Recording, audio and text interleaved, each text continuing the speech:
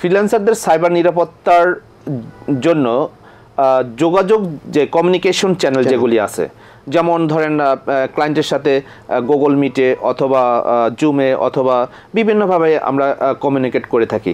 তো এই ক্ষেত্রে তথ্যগুলি গোপন রাখার জন্য এবং তার এই সব কিছু নেটওয়ার্কগুলোকে সিকিউর রাখার জন্য কি পদক্ষেপ নিতে পারেন?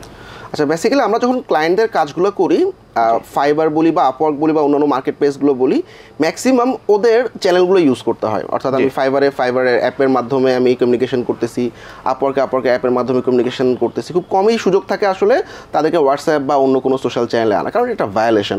মার্কেট প্লেসের বাইরে ক্লায়েন্টকে আনা যাবে না, এটা কাইন্ড অফ একটা টস ভায়োলেশন আর কি। তো সেক্ষেত্রে ওদের সোশ্যাল চ্যানেলগুলো যখন আমরা ইউজ করতেছি তখন দেখা যায় ওদের সিকিউরিটি ওরাই ম্যানেজ করে।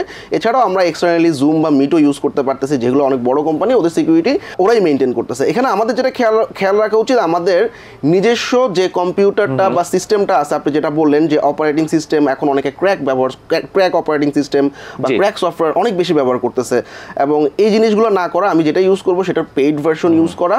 আর আরেকটা ইম্পর্টেন্ট ব্যাপার হচ্ছে, আমরা অনেক সময় দেখা যায় এই ক্র্যাক সফটওয়্যারগুলো ডাউনলোড করার পর ভাইরাসগুলো, মানে একটা সফটওয়্যার ডাউনলোড করার পাশাপাশি অনেকগুলো সফটওয়্যার ডাউনলোড হয়ে যায়, ঠিক আছে?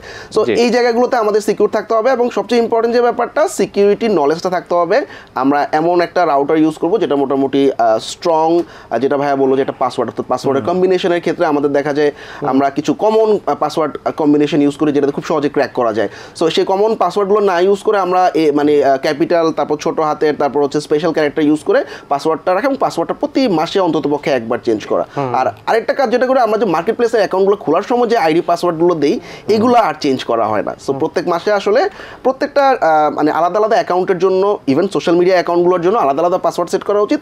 অন্ততপক্ষে প্রতি মাসে একবার করে পাসওয়ার্ডগুলো চেঞ্জ করা। জি, ধন্যবাদ মিনাজ সাহেব।